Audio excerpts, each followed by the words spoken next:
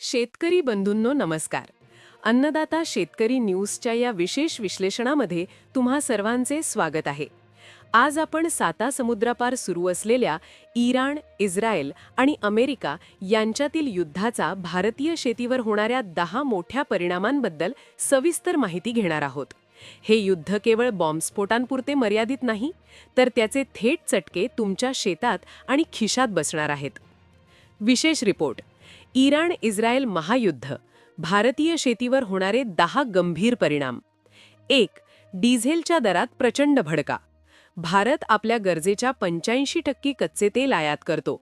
मध्य पूर्वेतील युद्धामुळे कच्च्या तेलाचा पुरवठा विस्कळीत झाला असून भारतात डिझेल 10 ते 15 रुपयांनी महाग होण्याची दाट शक्यता आहे. यामुळे ट्रॅक्टर मशागत, पेरणी आणि मळणीचा खर्च दुपटीने वाढणार आहे. 2. खतांची मोठी टंचाई आणि दरवाढ. भारत DAP आणि पोटॅशसाठी मोठ्या प्रमाणावर इराण आणि आसपासच्या देशांवर अवलंबून आहे. युद्धामुळे पुरवठा साखळी तुटल्यास खतांचा तुटवडा निर्माण होईल आणि खतांच्या गोणीच्या किमती गगनाला भिडू शकतात. 3. कांदा निर्यातीला मोठा ब्रेक. महाराष्ट्र आणि नाशिकचा कांदा मोठ्या प्रमाणावर दुबई, सौदी आणि इराणला जातो. तांबडा समुद्र म्हणजेच रेड सी युद्धभूमी बनल्याने जहाज वाहतूक बंद झाली आहे. यामुळे कांदा निर्यात ठप्प होऊन स्थानिक बाजारात आवक वाढेल आणि शेतकऱ्यांच्या कांद्याचे भाव पडण्याची भीती आहे. 4. द्राक्षे आणि डाळिंब उत्पादकांचे नुकसान. युरोप आणि आखाती देशांत जाणारी द्राक्षे आणि डाळिंबे आता वेळेवर पोहोचणार नाहीत.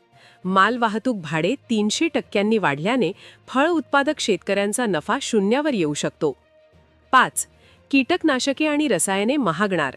कीटकनाशके तयार करण्यासाठी लागणारी अनेक रसायने पेट्रोलियम उत्पादनांपासून बनतात. कच्च्या तेलाचे दर वाढल्यामुळे कीटकनाशके आणि तणनाशकांच्या किमतीत 10 ते 15% वाढ होईल. 6. बासमती तांदळाची मागणी घटणार. इराण हा भारतीय बासमती तांदळाचा सर्वात मोठा खरेदीदार आहे. युद्धाच्या निर्बंधांमुळे इराणकडून होणारी खरेदी थांबल्यास तांदूळ उत्पादक शेतकऱ्यांना मोठा फटका बसेल. 7. वाहतूक खर्च वाढल्याने भाजीपाला महागणार. डिझेल महागल्यामुळे शेतातून शहरात माल नेण्याचा वाहतूक खर्च वाढेल. याचा दुहेरी फटका बसेल. शेतकऱ्याला कमी भाव मिळेल आणि ग्राहकाला जास्त किमतीत भाजीपाला विकत घ्यावा लागेल. 8. ट्रॅक्टर आणि शेती यंत्रे महागणार. लोखंड, पोलाद आणि प्लास्टिकच्या किमती आंतरराष्ट्रीय बाजारात वाढल्या आहेत.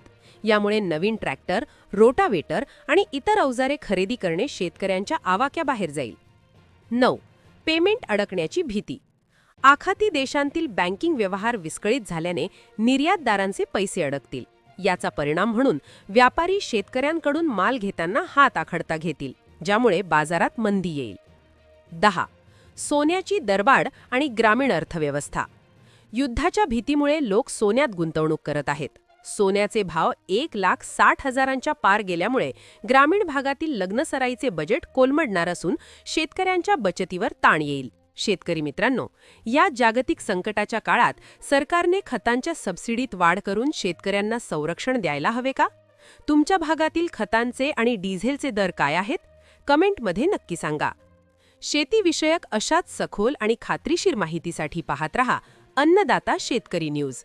शेतकऱ्यांचा आवाज शेतकऱ्यांसाठी.